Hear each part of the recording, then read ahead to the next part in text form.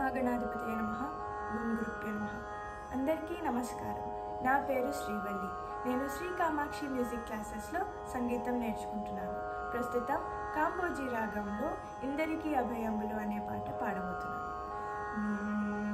సరి గ మ పద సా సా ని ద ప మా గ రి సా. ఇందరికీ అభయములిచ్చు చేయి, ఇందరికీ అభయములిచ్చు చేయి.